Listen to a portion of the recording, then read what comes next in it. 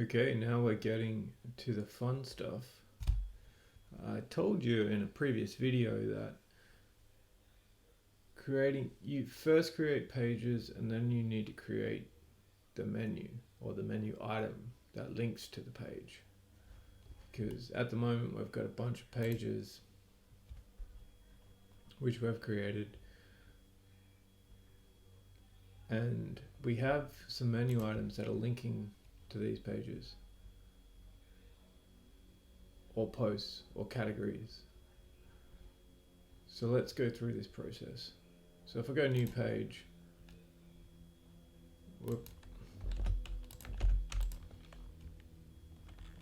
cookie error.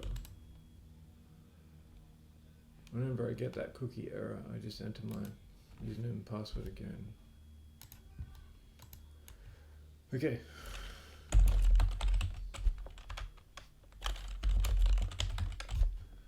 Publish.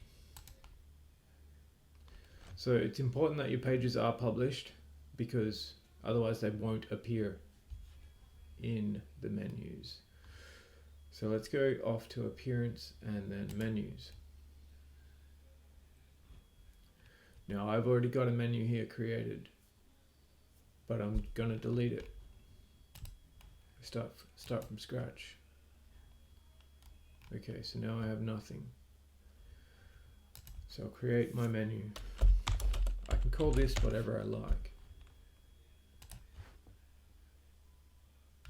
Okay, so I've created the menu. It's empty at the moment. Over on the left here, I have a list of all the content that I can potentially add to the menu. Most of the time, what you're adding to the main menu is pages. So I'll just add these three.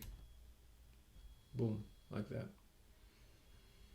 Now if I save this, let's see what we get. We get nothing, because I forgot to do one important step. If I refresh this, okay, so down here we have menu locations. So these are menu locations that have been registered by your theme. So I have three. I've got primary, footer menu, and social links menu. I'm assuming for my main menu, it's primary. So I'm going to tick primary and click save. Now let's view. Okay, so now I have my pages. Great. And it's all working. I didn't have to enter any links or anything like that. It's all just wiring up. Okay, let's go back to the menu. Now you'll notice before that I had, in my previous menu, I had the drop-down menus. Let's add those. I can do that with anything. I can put posts in there if I like. Okay, so I'm going to add 3 posts, and I want it to be a drop-down of blog. So we just move it to the side. Save. If you have a really, really long menu, you notice that the menu items, when you add it to the menu, they get added to the bottom. So sometimes you can't see that they're being added.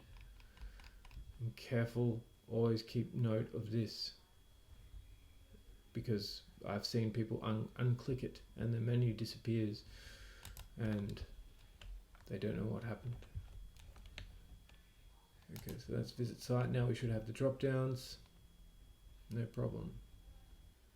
If you're looking for something special in your menu items list on the left hand side and you can't find it, you might want to check your screen options.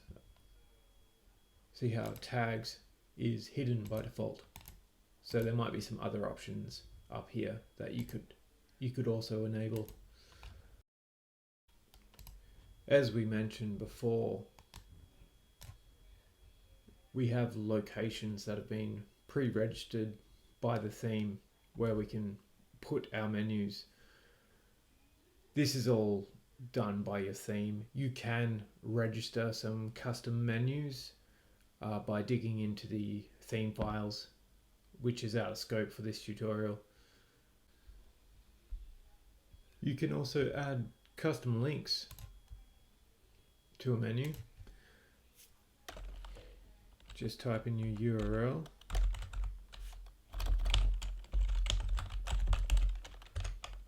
And the link label.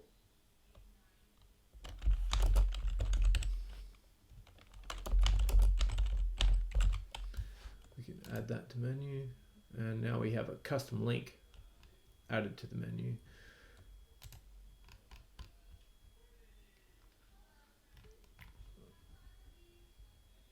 Up in the screen options here, we have link target.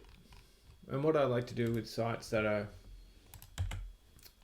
linking off to another site from my site, I like to open it in a new tab.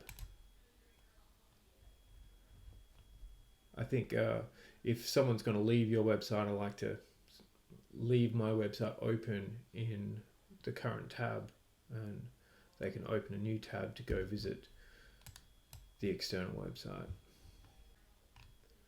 Always remember to save.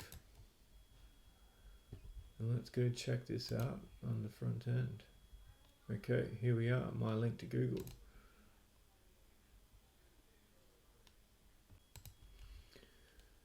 You can edit these link labels all day and the links will still work.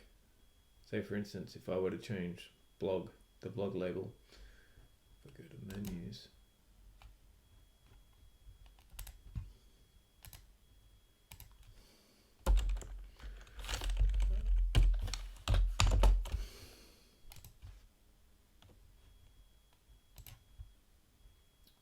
so now my label has updated.